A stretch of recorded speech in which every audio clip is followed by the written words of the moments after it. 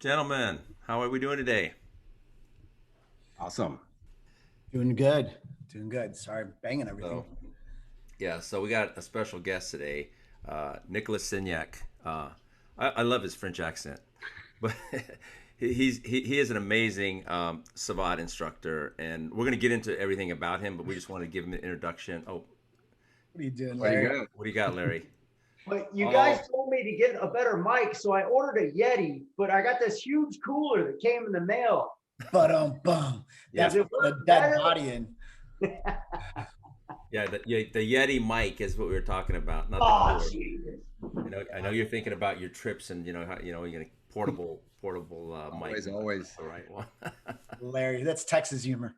Professor Nicolas Saignac is, I think, I've said this forever and ever, but I think he's probably the best America has as far as Savate instructors go. I think, just his skills are amazing, but just his perspective on teaching and his teaching ability, probably because he is a teacher in real life, just crosses over. And I think that he explains the art, showcases it perfectly, and I think he's a great ambassador for the art of Savate, Fox Francais. So he's a great man. So anyway, Absolutely. everybody who doesn't know Nikolai, and you should know him, Professor Nikolai Saignac is on. So we're gonna get into it. We do a segment, Nikolai, is called "What the F," right? And so we go "What the F" and what the we know what the F means. We just don't say it, but we know what it means. What the okay? So we just almost say it, but don't quite say it.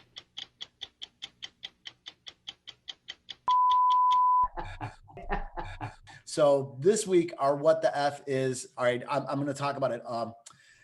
Because of COVID, I've been staying away from everybody a lot. I got to see you, Nick, because we did that little event for Professor Salem, Yeah. but I've really stayed away from people. But I did an event, Diana and I did this weekend. There's the whole Asian hate thing. Do you know about all that going Yeah, on? yeah, yeah. Oh, So yeah. the AAPI asked me, Diana and I, to come in and teach a self-defense model for elderly. And I thought, oh my God, how am I going to do this? In a realistic way, arm them with something. So I said, knowledge is the best thing. So I could get into all that in a minute, but the what the F part that we got to, and Cliff and I were talking about this, is everybody either on phones or not paying attention to what the hell they're doing now. And I see it so much. I almost hit somebody the other day who was on their phone, not looking. I was driving next to somebody the other day, and behind them, I could see them on their phone. And it's craziness, and look, we're all guilty. I do a crap ton on my phone, but if you're in the car, put the damn thing down. And that's my what the F this week is. I've just seen so many people doing so many stupid things as a result of just cell phones and being oblivious to their environment. But it's come at the event, we talked about it, and even with elderly now, they're even on their phones now, and they even admitted it to me when we were there. And now's the time, especially in the Asian community, you got to have your everything out here, your awareness. Just you got to have the radar going. Yeah, you got to And be on your A game. You you can't be have to. out You have to. distracted. Yeah. I personally know probably six people who've been accosted or like, there's a really popular actor I know. He has a really cool old Firebird car vehicle, and he went to Bonds, the food store out here in California, and he went in. He seen some guy like looking at him, and he went in. I think the guy said something to him, but he was like, oh, whatever. He went in the store, came out, and they went scratched on his car. Go back to China. Gee, There's yeah. It's there's a crazy. lot of this going on. So my whole what the F is not really as much about, I mean, I hate the whole Asia thing. What the F, yeah, with that. But it's just, I think people need to be more cognitive when they're walking. They need to be off the phone. If you're going to have to do something on the phone, stop, go off to the side, make sure you're in a safe area, and make sure that you're not going to either get hit by a car or by some jackass who's out to do you wrong. I Yeah, don't know. I seen a lot of the younger generation when we were in Cancun. I mean, I was watching. She's constantly has her phone everywhere she was. She's looking, not paying attention. She was eating with the phone. Yeah. I just think here's my beef with that. I think we really we take away from interacting in the world when we're. I mean, this is controlling us. It's starting to affect our life. It's not. We're not living when we're constantly. We're around digital media all day long. Whether it's TV, it's on our laptops or desktops or on our phone. And I just think people get overloaded with it, you know. And I remember one time I was at the airport and I was looking around, and it was almost comical because you see people talking because they had their earbuds in and they're just talking, you know. And then you look around and then some people talking, you go, "This is just freaking weird." I mean, the whole airport, I'm like looking around and I go, "Geez, it's kind of scary that we've come to this in our society," you know. And people, you know, it looks like they're nuts because they're just talking, like they're talking to themselves. And you know what my really think? Go ahead, Ron. What about schools? In school, do they let the kids have in your school, Nick? No, no, but kids are not allowed to have fun, turn on. I mean, like it's in their backpack. They can take it to the classroom. It's everything is being left outside, so they can use it just when they are being dismissed. Okay, so for everybody, I didn't mention this. Nikolai is a school teacher too, so yeah, just so they know. But yeah. With the distance learning, it's impossible to control, and you can tell if the kids are actually focused on what you're doing or not. It's very, very, very easy. But I think, you know, in general, people think they're better than they are at faking stuff or at doing stuff. And they feel that they can do more than one thing well at once. And I don't believe in that. I think Don't you feel, Nikolai, though, that the generation of kids, they're becoming a slave to their phone? I mean, if a text comes, they feel like there's that immediate need that they have to see it. You know, it's always like this is controlling them. They can't even put it down and keep it. You know, yeah. there's But I that think draw. it definitely crossed the generation barriers. As Ron was mentioning, I found myself, you know, being caught in that as well. And, you know, Me too. Yeah. and that's we just, I mean, like the first step is definitely to be aware of it and to do something about it. But I completely agree. You know, I'm bad on the phone too, but I like walking down the street, put the thing away. That, you know, and I'm just so scared. Like I did almost have a close call with somebody who was on the phone and just walking and walked right out in front of me, and it really really scared me because, you know, it was that close, and I just thought, oh my god, you know. And I actually had to take pause for a second because I wanted to bitch them out, but I was so scared that it just locked me up because I actually thought I was going to kill somebody at that point. You know, I was going at a good rate of speed. I wasn't going to be able to stop, and they had just looked up coming in between cars, and I almost took out the car next to me trying to move over. So, Well, you know, I lost one of my black belts. He was in his 40s because, you know, he was always on his phone. I mean, I knew that when he's like with his employees, he's just always on the phone like this. And when you're on the phone and you're just not paying attention, and he ended up getting killed, you know, by getting hit by a car. And I just think, I was telling my wife too, she's kind of doing the same thing. We're walking the parking lot and she's looking at her phone. I'm going, don't do that. Because I reminded of our student, I go, it's so easy because you're not focused, you're not paying attention, and your focus is here. And then a car comes around that doesn't see you and you get hit, right? But I think the biggest thing that really bugs me, and I know I don't want to call anyone out there, but when I see people that get on their phones and they're driving and they seem like they have to do a Facebook Live talk when they're driving a car. I mean, of all places, I mean, you can't tell me you can't find a quiet place. You got to be in your car. There are a couple notable martial artists that do that. And I go, I every see time it I all see the it, time. really irritates me because I ride motorcycles and that scares me too when people are not paying attention, right? It's bad enough just being on a motorcycle, but that's my really pet peeve is why are you on your cell phone and you're doing a Facebook Live, you know, as you're driving? It just, I don't get it. No, that's crazy. A while back, I remember I found this thing where I was on the phone and my wife kept going, I'm calling you, but you're not answering. And I was like, I'm not getting anything. And then text would come in and I'm not getting anything. And I'm like, what's going on with my phone? You know, so I'm like rebooting it. I'm trying all this stuff. And then my oldest, you know, of course, you know, she's 16 now. So it's like, I don't know, a year and a half, 2 years ago, right? Lauren gets on the phone and she's like, oh, Dad, it's really simple. She's like, you have do not disturb on your phone. And I was like, what is do not disturb? Right. And then she like flips it over and she's like, yeah, it's right there. It's that little moon looking thing. And I was like, really? She goes, yeah, they have to call you like at least twice before it actually rings through, or it basically turns off all your notifications so you don't have to worry about it. And I go, this is the greatest thing ever. I'm going to get so much more work done. This whole week I've been crushing it. I didn't know that this was a thing. She goes, yeah, it's totally a thing. I was like, thank you. He didn't even care about his kids. It's about him getting work done now. So that's great. Yeah, it's unfortunately it's a change. It's changing us. And one day when I was in Cancun, I left my phone in a cafe, and I told my wife, "Oh my God, I forgot my phone," and we were already long gone. She says, "You want to go back?" I go, "No, someone's got to turn it in." But what was really nice is, and I found myself always kind of reaching for my phone, but it was kind of nice actually not touching the phone, and how many hours I actually participated in life and not wasting looking at my phone. So both my wife and I made an agreement, like when we're together now, we put the phones away, like, because that causes problems also in relationships, because you're kind of going like, hold on, just a minute, I'm answering this or doing that. And, I said that causes problems. So we need to put our phones away, make an agreement. So when we're hanging together, we just put the phones down. We go out to eat, might check in, we put the phones down. And I think it sets good examples if you're a parent and you're showing your kids that, that, hey, there's a time we should just put our phones away and do some quality family time. So other than that, you guys want to add any more to what the No, I want to get into Nick. So Yeah. I want to dig into his brain a little bit. Nikolai, can you do us this? Just share with us, because some people may not know what Savate is, and maybe kind of tell, because some people might know what Muay Thai is or kickboxing.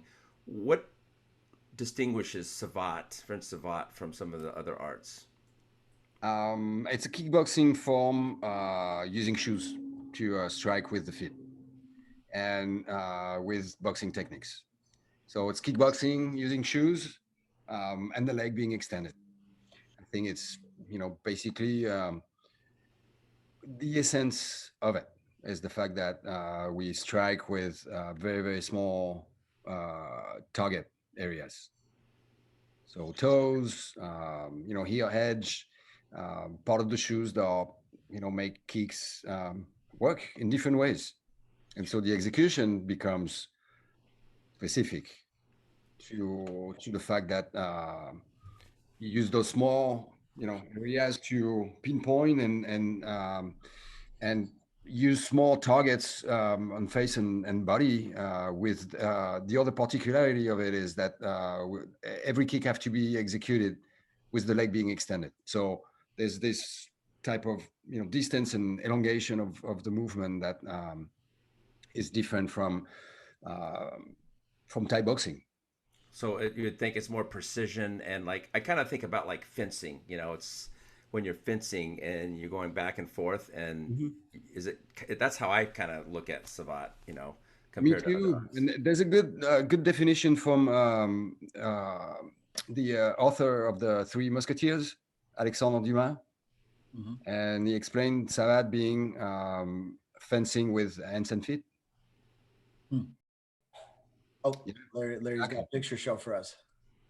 So you can see the toes and the leg being fully extended and really making a big difference of distance between the execution of the kicks and the execution of the punches. I have a lot of questions for you, even though I train it and I'm not good. I'm not great at Savate, but I'm a longtime student of it. Yeah.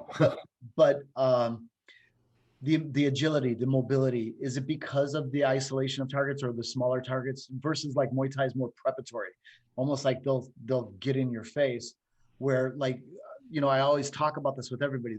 I've been in the ring, like I've had several other Savate instructors before you. Daniel Dule, I got to train with. I got Professor Salem. I got to work out with the French team when they came to Dagobert. Is it Count Bouzet? Yeah. Yeah, I messed up the name. It's been so long, but he's long been passed away now. But and I just noticed when I got in the ring with you, I always say you're a ghost. It's like I think you're there and you're not there, and I would get so frustrated with you.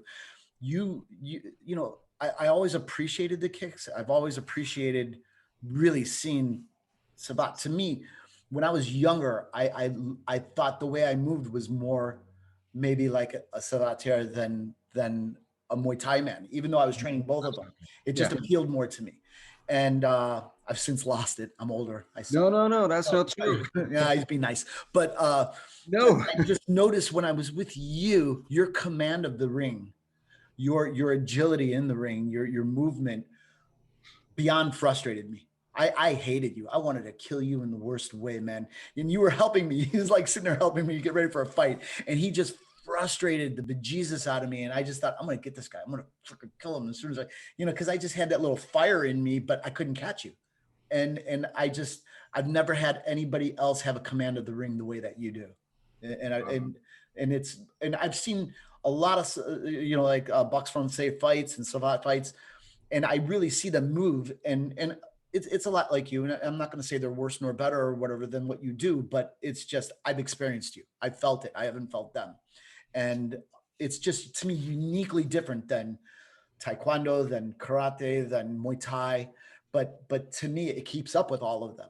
And like one of my favorite fights is Raymond Decker with Didier Diafat, right? Am I saying his name right? Pinocchio? You mean Pinocchio? Decker Pinocchio? Yeah, Pinocchio, but there's also Didier Diafat, I think his name. Oh, yeah. And I watch it and I see, and it's Muay Thai rules they're fighting with, but you could clearly see, and Raymond's one of my heroes. I got to, Larry and I got to, we got to meet Raymond. We went up by his school, Larry St Clair, right here with, we were in Holland and we went up and seen Raymond, and he's a hero of mine, but that man just ran him all over the ring and commanded that ring. And it just really made me respect the art that much. I'm talking too much, but is it because of the pinpointing? Is it because of, I look at you as a sharpshooter, where like, I look at you as the ball pin hammer and Muay Thai, the baseball bat. You know what I mean? And you're a sharpshooter. To me, you're a sniper.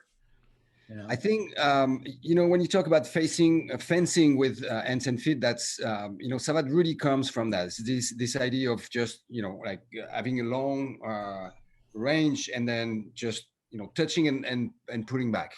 And it has changed tremendously, particularly, during the past, 40 or 50 years with, incorporating elements of Thai boxing and boxing. But this essence of touching and not being touched is still there. Yeah. And being the first one to touch, just like, fencing is. Because like at the beginning in his early stages, Savate was judged the same way it is in fencing. Yeah. So if you are being touched, that was it. There was no continuity. That's something that came, that didn't come in until the 60s, I believe. Okay. Because when you look at, the little bit of reading that I've done about the 1924 Olympic Games in Paris, where Savate was a demonstration sport, it was just that. So you touch, and that's it. And it was like fencing. Fencing is, or Taekwondo is, or karate is. Yeah, me fighting in like doing Muay Thai or doing shoot wrestling for that matter. To me, shoot wrestling, it's Muay Thai. But for you, like people say you just touch and you oversimplify it. But where I mean a sharpshooter is you touching me with the toe, usually in my ribs or my bladder or some little other area. That's why I say you're a sharpshooter, where I think my view, and correct me if I'm wrong, Muay Thai, you're bashing your way in. And I love it. That's, really great. Where they're putting so much commitment and force into where you're nailing that, you're hitting a nail and you're out of there. So you're pink and you're gone. And you wouldn't think of the effectiveness. Like maybe it's the shoe that would make absolutely that much different. But I've felt you and others get me in like a mid body shot. And it's just, I got to do everything I can just to not drop to a knee, because it's like getting that body shot where it just takes the breath out of you sometimes. And it's when you're talking about Muay Thai, Ron, it's like finesse, right? I mean, Savate, I look at almost from the history like a gentleman's sport. I mean, the way that you respect, and it's finesse, just like fencing, right? Where like Muay Thai or something, like say it's clash, it's power. It's not about scoring the points. It's trying to demolish someone. Right? Yeah, I always refrain from even using it, but you're correct. It is from like the feminine point, and I mean it in the most complimentary way. Think of the movie Rob Roy. You had Rob Roy, Liam Neeson. I always say it backwards, and you had the FOP, Ron Cohen, And the fop was elegant and light, and he was precise, where the other guy was just Shrek, you know, and you could see how that art can stand, like it's a polar opposite, but it complements it. So my question to you, you're pretty open. I know you're pretty liberal.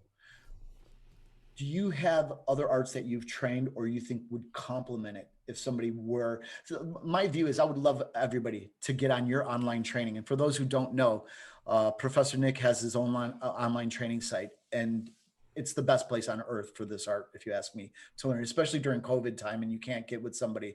It's a really great thing to have access to. But do you think other arts, what are other arts you think complement box run say? I think anything.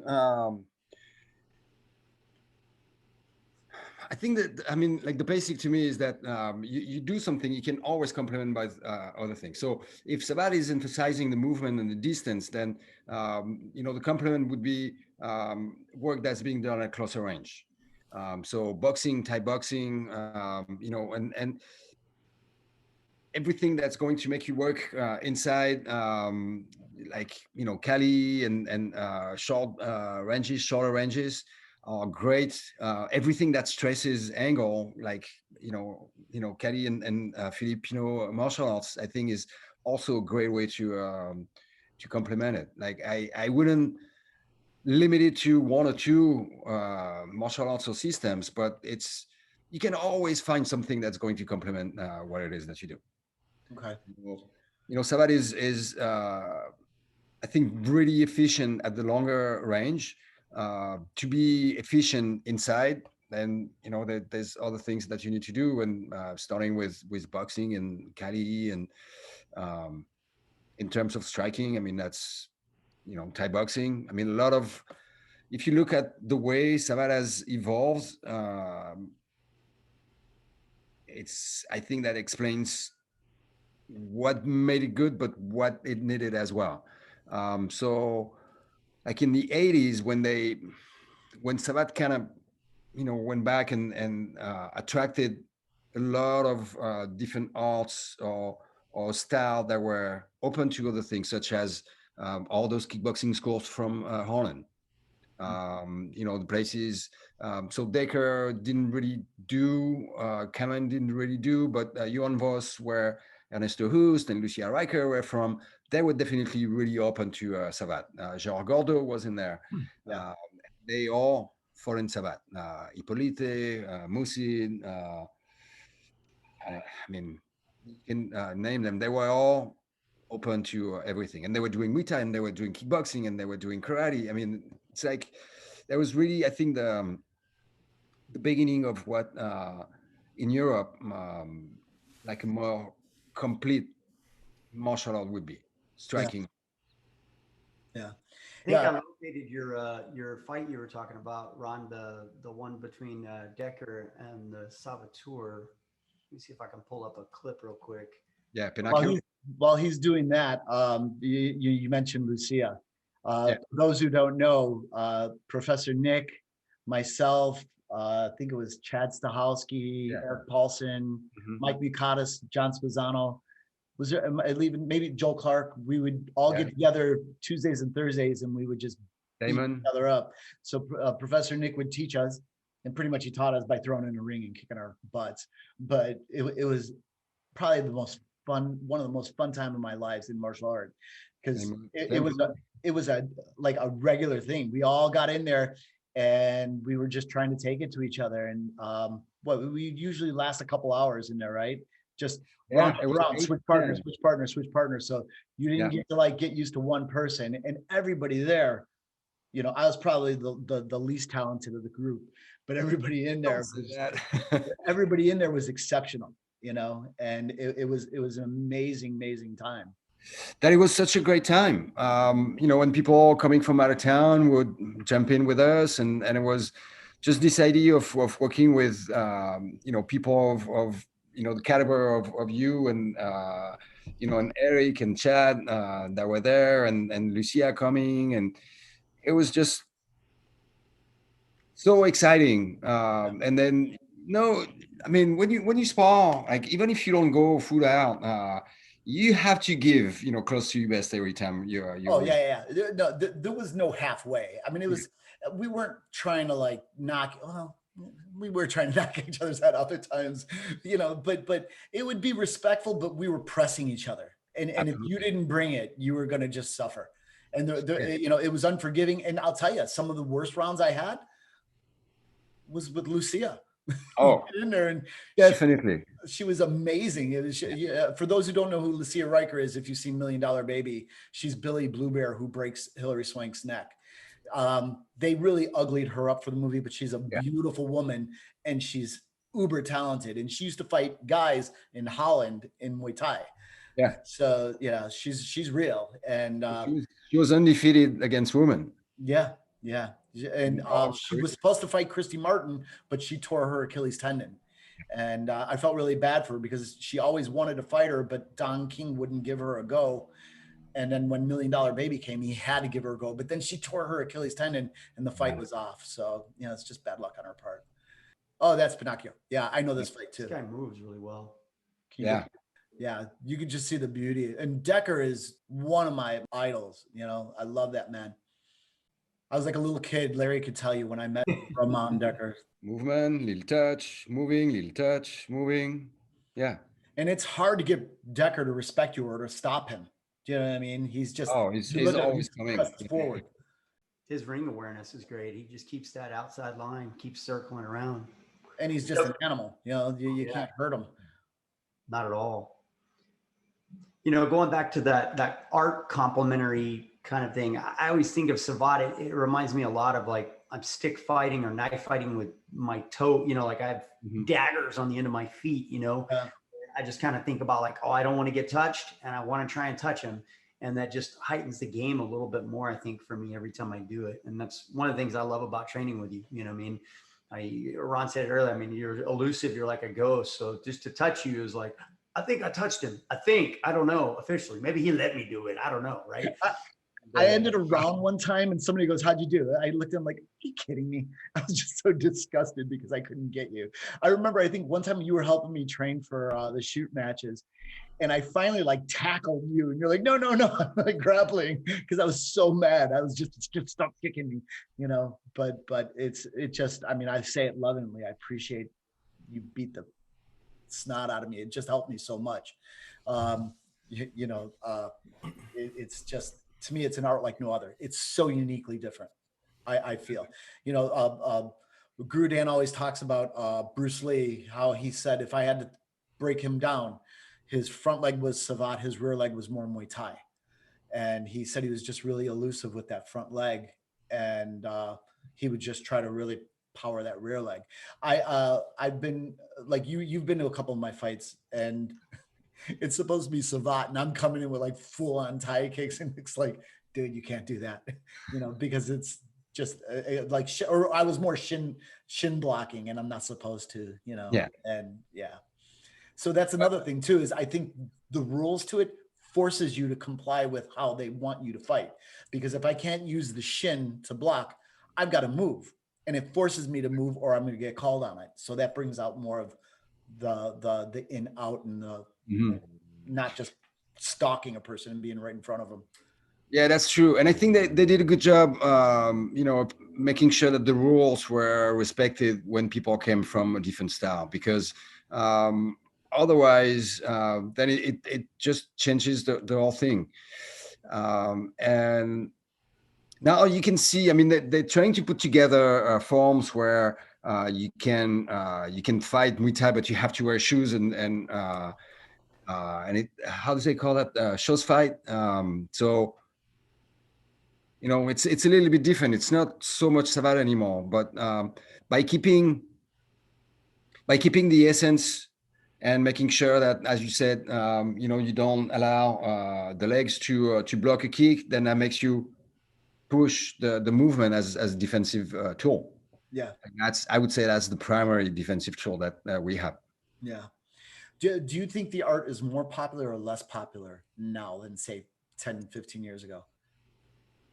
With the advent of MMA, probably maybe less because of like, they always talk Muay Thai, I think, I think I don't see it growing, and I haven't seen it grow, at least at the national level, or even in the US. I mean, like in the US, we had, strong teams, like in the early 2000s. We don't anymore.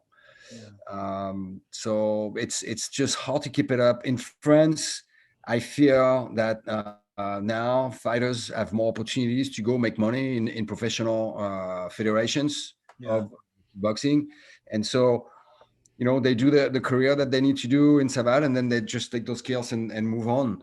I think Anissa Mexen is the best example. Yeah. Like you've trained people like Josh Barnett and others. So I think they bring you in as a technician, like Josh has brought me in to help out with some of his fighters, believe it or not, with knife fighting. And I'm like, yeah, but they're doing MMA. And he goes, no, the knife. And it made me think of Savate. He goes, he would have me spar them, and you would see our footwork, everything were different. And he goes, that's what I want to bring out of them. Mm-hmm. And one of his fighters, Shayna, do you know Shayna Baszler? You know Shayna, don't you? Well, if you look her up, she's fought Cyborg. She's fought a lot of other people. She's doing a lot of pro wrestling now because there's money in it. But she was like, Ron, I used the concept that you were showing me in the MMA fight. I'm like, wow, we were just knife fighting, her and I.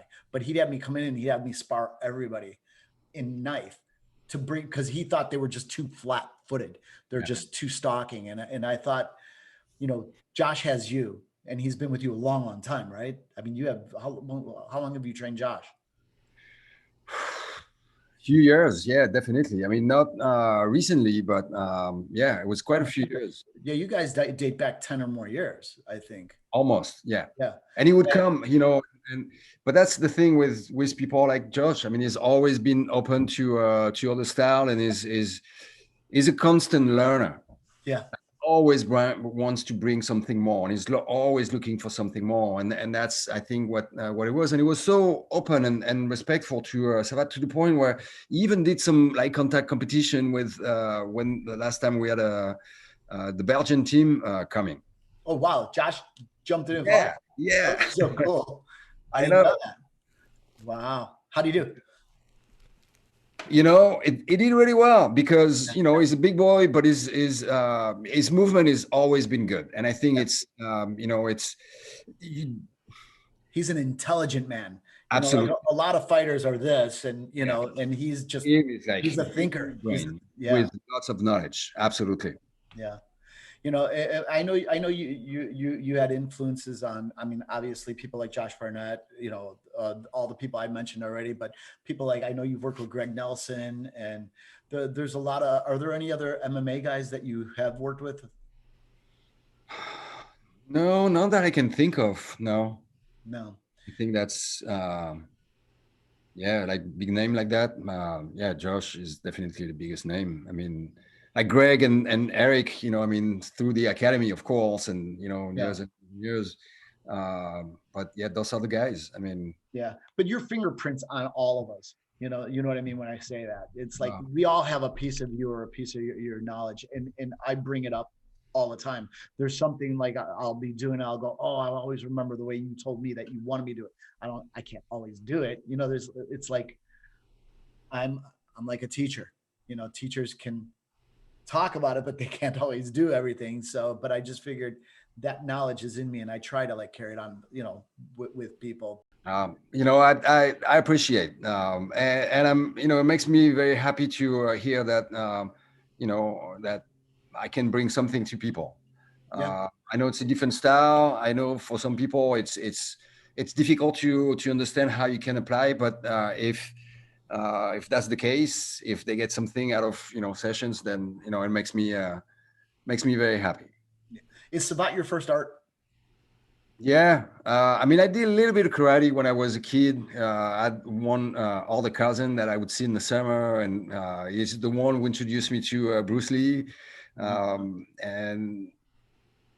that was it. I didn't really formally do it. It was just training with him. I didn't go to a school to do it. I did some judo for a little while, but that was it. And that was really the first formal, Why Savate? Was it just because of access, or was there somebody you met? Just the access. Just happened to be Not really something that I thought of until someone told me that there was those 3 classes, and I went with a friend, and that was it. Like I got hooked like right from the very first class. Oh wow. Yeah. It's when I was a kid the same way. I went my first start. Well, I did a little bit of judo like you, a little bit of there was a guy in my neighborhood who taught some karate, but I went with a friend to a Shorin-ryu karate class, and he left after a little bit. I stayed, and I just got hooked. And then from there, I just started reading about this guy named Dan Inosanto. He was always next to Bruce Lee, and I hunted him out, and I've been with him ever since. So, but yeah, no, I was wondering about. I don't think I've ever asked you about your childhood, or not even. I don't even know what year did you start? How old were you? I was 17 years old when I started Savate. Okay, so I was definitely a late starter. Yeah. And your competitive years were, how old were you? I started competing like almost right away after a few months of practice. Like we had regular what we call interclubs. So between we would go meet with people from the school and just have some exchanges like this. I think for the first 2 years everything was like contact, and I don't think I even won one bout. I mean, it was just it was just fun and part of the learning process to me. And the only thing that really mattered was that I had fun doing it. Yeah. And I didn't really pay that much attention to the result. It's not what I did it for. I'm sure it would have been good to win, a few of those first one, but it was not what it was about for me at all. Yeah. No, I think, sometimes the loss, you'll win more off the loss. You research yourself. It's a lot of soul searching after that happens. And believe me, I'm real good at losing. I've lost a lot of fights, but it's part of the game. And I see guys who want to quit because they lost a fight. I'm like, are you kidding? I go, you think really that guy's the best because he got to raise his hand in a ring under a controlled environment? There's so much more to this. And if this is all you're in it for, there's a problem. But no, so I get, the loss. It's just it's a product of it, Absolutely. And absolutely. They say Ali was the greatest fighter, but he lost fights too, And it's definitely a good opportunity to learn more about yourself. I think you learn more in losses than you learn in victories. Yeah. Yeah. Like I said, you do a lot of soul searching after you're done. I don't know if you remember, I think it was 1996. I went to Tokyo and I fought and I lost and I came back and I was pissed. And you go, hey, they got this Savate tournament. You want to fight in it? I'm like, yeah, right away. I was like, yeah, I just want to hurt somebody. I just want to beat somebody. I was so mad. So yeah, that's funny. I remember. And you look great. And it was awesome. I mean, I remember this, those small events that we would have at the time. Yeah, all the smoker matches you had. I just wish we had someone taping those. I mean, there was you in the ring. There was Chad and Dave doing a demo. There was Brian Popjoy doing a bout with Jonathan. I mean, yeah. Who has a lot of footage of all of us is Chad Stahelski. And God knows if he has it anymore, but he used to tape everything. I'm sure. And film stuff like that to throw away. You always. I know. But we used to. You got to understand. Like we had, what was it, Redwoods Academy? We had the smoker matches there all the time. We would go up there and fight all the time, like other schools. But at the Inosanto Academy, there was always somebody visiting from out of town who wanted to show that he could stay and hang with us. So there was a lot of that going on too. There'd be like, oh, you're from, I don't know, Timbuktu, and like, oh, hey, good to meet you. Get in a ring, and all of a sudden they're swinging for the fences. You're like, whoa, it's on. You got to move it, otherwise they were going to hurt you. So it was the attitude was light. Yeah, everybody was hungry to learn, and we all. It was a time in my life that I got with a group of people to where if you did get something big in, it wasn't like I hate this guy afterwards. It was like, hey man, good, I'll get you next week. But exactly, it was just good. It was fun. Yeah.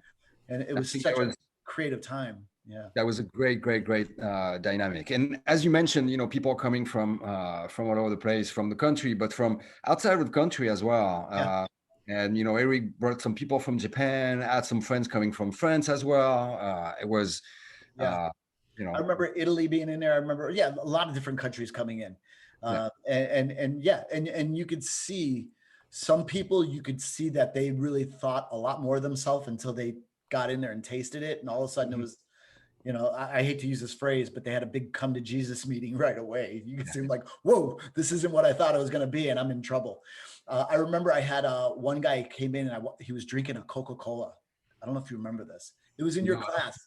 And I go, you sure you want to be drinking that? And he's like, yeah, it's okay. And me being me, the first thing I was aiming for were body shots. And I just about had him thrown up in a corner. It was great. I loved it. But I was like, he learned, you know, I had a talk with him after. He's like, yeah, maybe I shouldn't have drank that. So, yeah. Larry, Sure. you got something you want to Yeah. ask? Or I wanted to hear a little bit about the French Cup. Yes. We've spent so much time together, and I know I've read your bio 10 million times. You know, we worked on the website together, all that kind of stuff.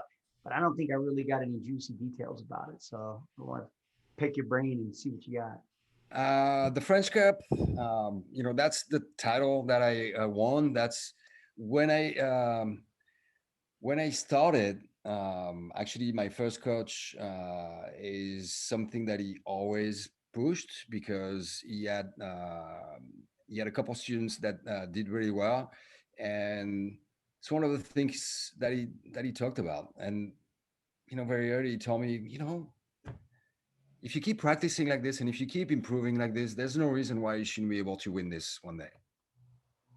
And it was in the back of my mind always. It was a goal. It wasn't like I never got discouraged by, you know, some of the losses that I had. I wouldn't say that it was the one thing that drove my practice and you know, discipline and daily effort that I put into it.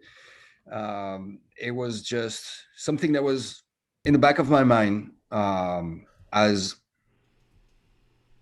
a checkpoint to see if, you know, I had made the progress that I envisioned that I could. So it was fun because it was a tournament format. So you would have at every level. So at the local level, then you would do a tournament format. So I don't know, like depending on the number of people that were engaged, you know, in the weight class, it would be like quarterfinal, semifinal, final, sometimes small rounds, and that in the same day. And then you would do inter-region, and then you would do a national level as well. So it was, you know, being in one place with so many people at once, then you got to meet so many people and see and talk and exchange and watch. Because really the one thing that was important is to have this team dynamic where you had, you know, like we were probably at, you know, at least between 4 and 6, depending on the year, of people who would qualify for this national, and we would go together, take the train together, you know, and it was like a 9 train. So we would sleep there, we would get to the place, you know, go to the weigh-in, then have breakfast, and then come back and just hang out like all day long and cheering one another or warming each other up, or, you know, and helping each other like throughout the day. And those were to me the best competitions by far, just because this idea of working as a team. Question? On like if they had it like a tournament or like a bracket format, like how many matches usually would you think it would take to get to the top? 3. At the national level, 3. Yeah, usually quarterfinal, semifinal, final. Wow. That's and awesome. So there would be I think 4 and 5 rounds, the last one, or maybe 4. Is it 4? Yeah, I think 4 and final and 5. And they were 1.5 minutes. So that's the thing. It's like, you know, fast pace with short rest, 1 minute rest, but really short duration, but very active, very, very, very, very active. So, I got a question for you. Yes. So I'm always intrigued. We all have met people in our lives, and then Ron had said that because Lord of the Rings is one of my all-time favorites, that you worked or have a relationship with one of the actors, Viggo Mortensen. Is that Yeah. right, Ron? Or was you just BSing me on that? Yeah, I mentioned you knew him. Yeah, Yeah. Yeah. yeah. So how did you know him? How did you? Okay. How did I know him? My wife works for him. So she's running his publishing company and the website because he's an actor, but he's a well-rounded artist. So he paints, he writes poetry, he writes music, Yeah, but the and sings. important thing, does he train Savate? No, he doesn't. He doesn't, but is always been interested in martial arts. His son has been training at the academy for years and years and years, and he started when he was young. I'm actually lucky enough to train his son, Henry, for the past. I've been training him for the past few months, so. But no, I mean Vigo, I've known him for I don't know, like 20 years. I mean, I don't see him that often anymore because he lives out of the country and doesn't come often. But no, my wife is in contact with him on a regular basis because she works for him. Yeah, I had told him that you knew him, and you had really good things to say about the man. So Yeah, yeah, good guy. yeah, great guy. It's as martial artists, I think we understand how much work it takes to be able to do this level of performance that he does, on movies, and how much he gets into his characters. Mhm. And it's interesting to see him like physically change and just take over like a different persona. Yeah. And for like 20 years span, yeah, it's been pretty amazing. Yeah. Him changing like I know this. I saw some films. I didn't even realize it was him until I go, wait. Yeah, I think that says a lot Yeah, about it does. Yeah. his quality as an actor and how different he can look and be. Yeah. Yeah. So let me ask you about you. All right, teaching. How did you why a school teacher? What made you? Is it something you still enjoy doing? And what grade do you do again? You're teens, aren't you? Yeah, right now. So I teach elementary. I really find that young kids is good or good match for me. For the way I teach, and I really enjoy that. I was teaching. I taught a little bit in middle school, enough to realize that I needed something different, and I've been focusing on the elementary for the past 12 years now, teaching fourth grade and fifth grade. Oh wow. So Middle school's since tough. learning this past year, teaching fifth grade And how often do you use Savate in the classroom? every day. No, You use the and mental version, right? Use the mental version of Savate. Yeah. Yeah. you know, like I think teaching in the classroom, the hardest part is the class management with the youth, and which you don't really have to deal when you teach martial arts. I think there's a level of understanding and respect that very few kids are trying to go over or pass or and in the classroom it's not necessarily the case. Uh, and the hardest part is the class management. Um, but I mean, I found a lot of similarities between teaching in the classroom and teaching martial arts. And to me, the most important is what you have, what are your qualities, your capabilities, and what you do with them. So it's like I always think about teaching as helping people to perform the best they can. Yeah. And again, it's not about winning something, something tangible. It's about being the best you can be and doing the best you can do. And so whether it's in doing math or science or writing or reading or punching or kicking, to me it's all the same. It's trying to find the best way to help people just get better at what they do. Yeah. Yeah. It's You know, awesome. one of the things I like the most about your teaching method is it's never all about you. Like I'll come to you in the middle of the seminar and be like, hey, this happened. How can we handle it better? Or, hey, we tried this and it gave us this line. What do you think about that? Or whatever it is. And then you're like, that sounds really good. You're going to demonstrate it at the next round. What? This is the question. No. Show. Come on, So I've always enjoyed that part of your teaching.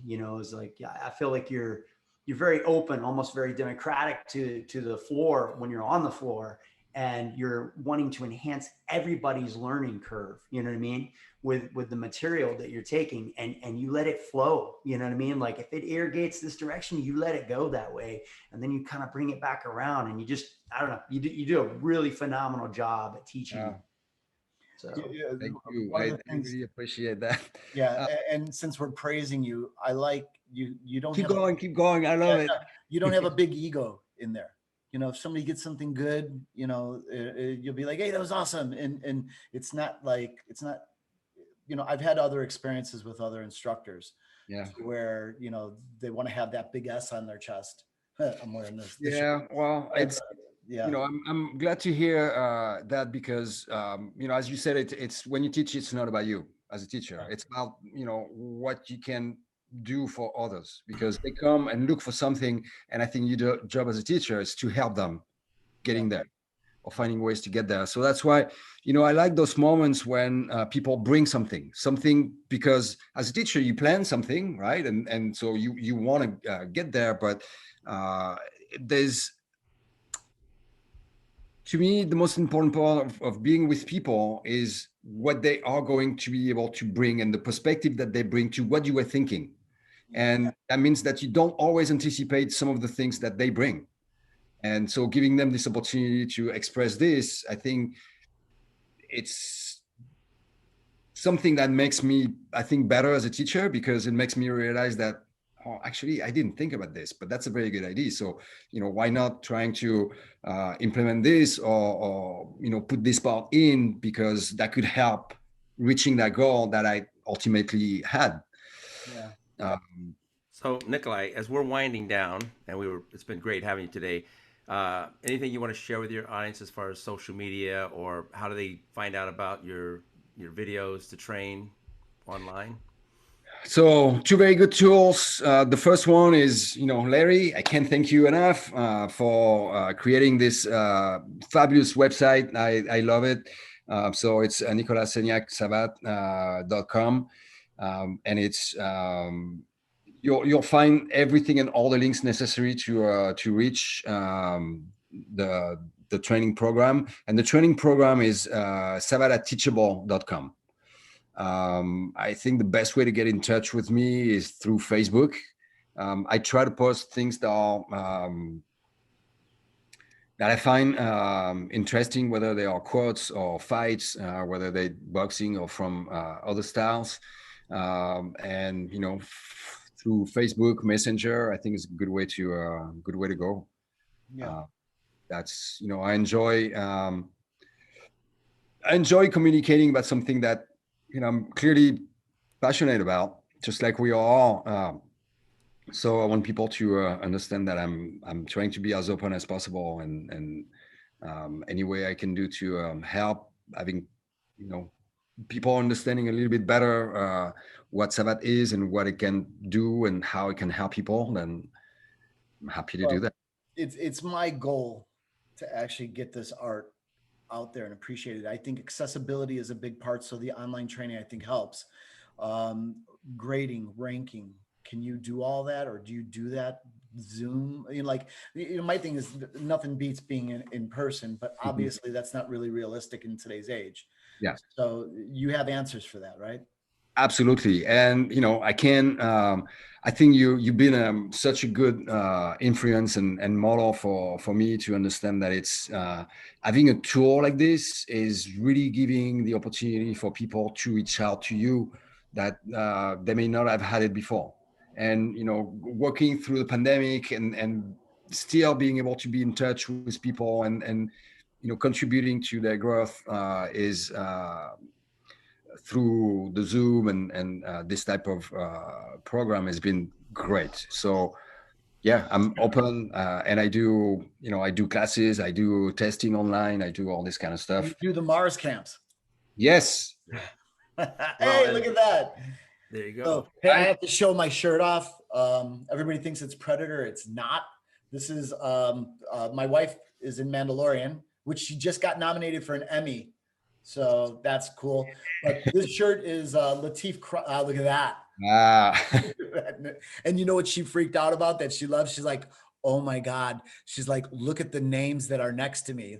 You got Rosario Dawson, Mark Hamill, Diana Leona Santos. She was like jaw wow. John Leguizamo, Titus Welliver, all these great actors. All of them are. Everybody on there is worth noting. But this shirt is Latif Crowder. He's the Mandalorian stunt double in the Okay. show. So Latif has dreadlocks. That's what everybody like today. Actually, I was outside and somebody said, "Is that Predator?" I go, "No." And he even said that he goes, "It gets confused." But the Star Wars universe made this for him, and it's just I love the shirt. It's cool. So, but it's Very cool. I don't know if it's quite as cool as the two shirts that I see on here though. Mars, baby, Yeah. look at that. No. He's repping. Thank you. So that's awesome. But look, you've been kind enough to do all the camps for us, and It's, the kindness is from you, because if you didn't invite me, I wouldn't have done it. And Yeah. so, it's been amazing for me and for Savate in general, like the opportunity that you give to have this art, being exposed through me. I'm just, vehicle for it, and priceless. yeah. So, something I look forward to every year, and I enjoy it. It's good. Man, I wish I could rewind time and go back to those days with us in the gym, but it's still nice to have you and have it at the camp. And everybody who's ever done the class with Nick leaves jaw dropped. It's just the amount of knowledge, the amount of physicality that it takes, and the amount of that you even bring it out of me. It's like you got a great way of making that work ethic come out in somebody. And I think, it's Savate that does it. It's you that, that brings it out. It's just, it really, really, it's going to complement any style. I swear to you, I don't care if you're a Muay Thai artist or whatever, like there are a few martial artists in the world that I really, really want to push. And you're one of them. You're on the top of the list. So I appreciate having you. Well, we got to close, guys, but I want Larry to let you know that he's going to drop the link. It's very important if you want to stay in touch, what we're doing, and we're going to be doing some special discounts over times on sales. So you'll put the link in there, right, Larry, for their email and how to get a hold of us. And if you haven't gotten, Ron's given his free book, The Complete Fighter. It's awesome to be able to get that for free. So if you fill that out, we'll also be sending that to you. And then we'll put a link up for Nikolai's site, and maybe I want to invite you if you have time to do one of the Martial Masters classes. We'll do a Zoom class. We had a really good turnout for Professor Salem's event, and it turned out good. I think we had 65 people, and it was like kind of a last minute thing, but just to raise money for him. But you were the big hit of it. Everybody was like loving you. I got a lot of email about you. So I think we need to do a Martial Masters class with you. Okay. I'd love that. Any opportunity to do something with you anytime. Okay. Let me know. I'll jump on it. All right. Well, and I have to add the fact that Nikolai is already booked to join us at the Mars Caribbean Camp, November 5th, 6th, and 7th. And he and I are going to have a margarita drinking contest, I heard. Ooh. Yeah. I'm preparing already. Okay. I want to make sure I come ready. Yeah. I'm practicing now, buddy. We're going to have a belt made, everything. Sounds good. All right. Thank you again, Nikolai, for joining us today. Really appreciate it. Oh, pleasure. Thank you, Cliff and Ron. So much respect for you. So, yeah. So, all right, everybody. Professor Nicolas Saignac, visit his website. Go on there. I guarantee you'll love it. So, please. Oh, Larry, and then also maybe tell a little bit about some of the groups and how they should like our page, because that's another way that they're going to be in contact. So Larry? One of our biggest things is that I think it threw everybody a little curveball is that Seeking the Path now has its own Facebook page. And that's where we're actually doing these live interviews and live chats and stuff, which is great. So we'd love for you to go to Seeking the Path podcast on Facebook and give us a like, which is cool. And then stay in tune for that. Of course, most of you guys are big fans of the online curriculum that's going to be coming out. So you guys can hit marsonlinetraining.com, like Cliff was talking about. You can get a free copy, of course, of Ron's book, which is great, but also just to stay in tune with everything that's going on. Two other ways you guys can plug in. Mars Action Group has its own page, so we're trying to cross-reference and do a lot of posts back and forth. And then, of course, there is a forum group for that. So that's Mars Action Group Forum on Facebook, and that way you guys can actually be in tune with that too. I think one of the biggest things we've been talking about is with the release of the new curriculum, we're talking about 2 live classes a month, right? Which are going to be pretty amazing. And one of those is already getting put on the calendar. So you want to make sure you pay attention to all these different access points, the groups, the Facebook pages, and make sure that you register with your email on the Mars Action Group, Mars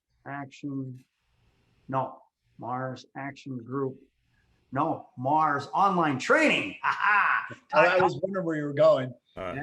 And he'll put the links in there. Okay. Yeah. Oh, there are. He's already starting his margaritas. He's getting ready for the contest himself. So. Oh my goodness. So many Marses, I can't keep up. Oh my goodness, right? There's Mars here, there's Mars there, everywhere. Okay, so we'll sign out. Au revoir, my friend. Au revoir. Merci. Merci beaucoup. À bientôt. All right, man. Thank you so much. Soon, guys. Thank you so much. Bye-bye. Take care, guys. I'll see you. See you next week.